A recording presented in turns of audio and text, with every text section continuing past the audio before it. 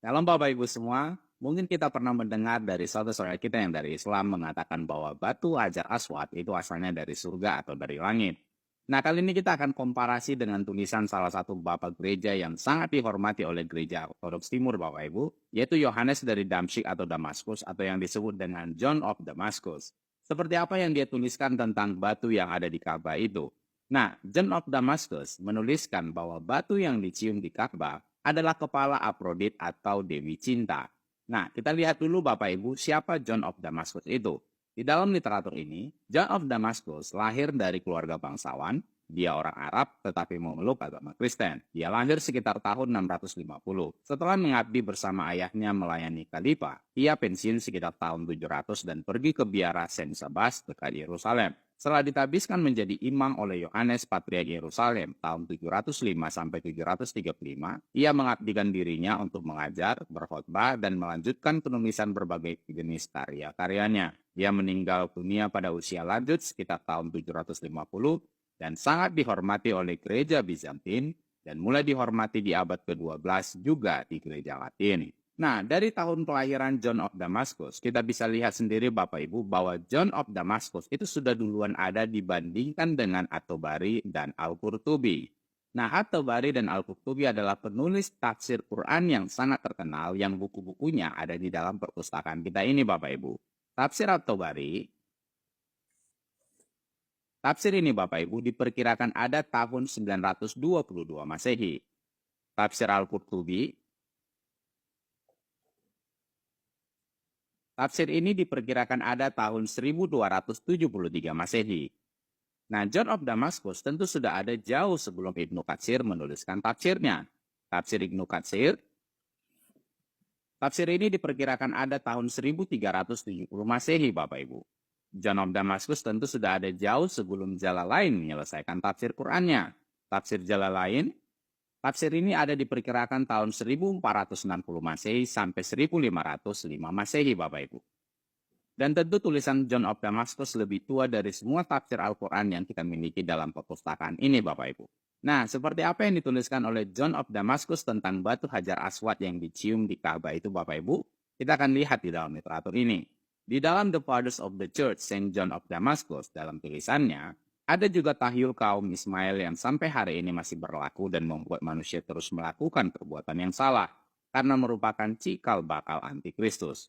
Mereka adalah keturunan Ismail, lahir dari Abraham dan Hagar, dan karena alasan inilah mereka disebut Hagarins dan keturunan Ismail. Mereka juga disebut Sarasen yang berasal dari Saras ini, yang artinya adalah yang dimiskinkan oleh Sarah. Karena apa yang dikatakan Hagar kepada malaikat, Sarah telah menyuruhku pergi dalam kemiskinan.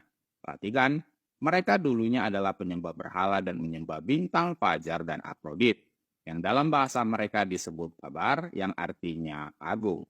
Dan sampai masa Heraklius, mereka adalah penyembah berhala yang hebat. Sejak saat itu hingga saat ini, seorang nabi palsu bernama Muhammad telah muncul di tengah-tengah mereka. Orang ini setelah secara kebetulan menemukan perjanjian lama dan perjanjian baru, dan juga tampaknya setelah berbincang dengan seorang biarawan Arianisme, merancang ajaran sesatnya sendiri. Kemudian, setelah menyindir dirinya sendiri ke dalam kebaikan orang-orang dengan menunjukkan kesalehan, dia menyampaikan bahwa sebuah kitab tertentu telah diturunkan kepadanya dari surga. Dia telah menuliskan beberapa komposisi konyol dalam bukunya itu, dan dia memberikannya kepada mereka sebagai objek penghormatan. Mereka selanjutnya menuduh kita sebagai penyembah berhala karena kita menghormati salib, dan hal itu mereka benci. Dan kita menjawab mereka, kalau begitu, bagaimana mungkin kalian mau mengusap batu yang ada di Ka'bahmu, lalu mencium dan memeluknya? Lalu ada pula yang mengatakan bahwa Ibrahim atau Abraham berhubungan dengan Hagar di atas batu itu. Namun ada juga yang mengatakan bahwa Abraham mengikat unta ke batu itu ketika hendak menyembelih Ishak.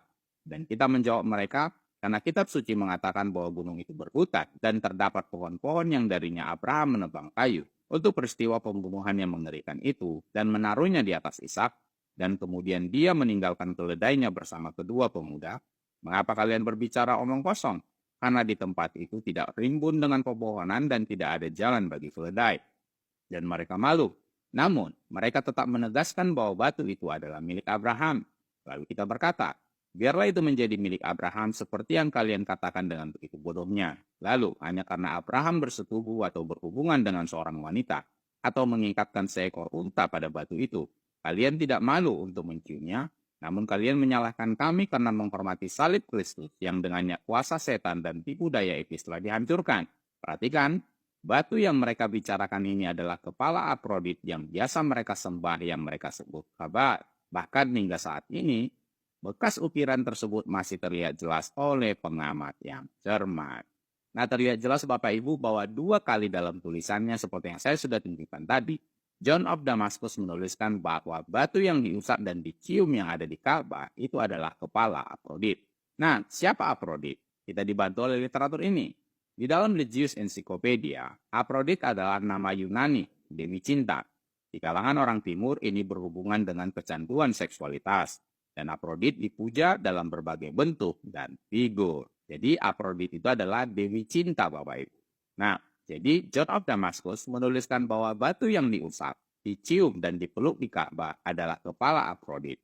John of Damascus adalah orang Arab yang hidupnya dekat dengan zaman Muhammad, Nabi junjungan saudara kita yang dari Islam. Islam di zaman John of Damascus mengatakan bahwa batu itu adalah milik Abraham, di mana Abraham pernah berhubungan dengan Hagar, yang mungkin maksudnya adalah berhubungan intim atau berhubungan seksual dengan Hagar di atas batu itu. Walaupun ada yang lain mengatakan bahwa Abraham mengikatkan untanya pada batu itu. Padahal Abraham tidak naik unta Bapak Ibu. Abraham naik keledai. Ketika orang Islam menyalahkan orang Kristen dengan salibnya, John of Damascus menyatakan Islam juga tidak malu mencium batu yang mana Abraham berhubungan intim dengan Hagar di atas batu itu.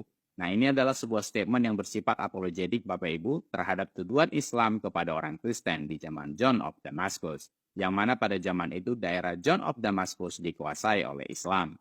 Nah, bagaimana respon Anda tentang batu Hajar Aswad yang dicium dan dipeluk oleh saudara kita yang dari Islam, yang ternyata itu adalah kepala Afrodit atau kepala Dewi Cinta yang disampaikan oleh John of Damascus yang hidupnya berdekatan dengan zaman Muhammad?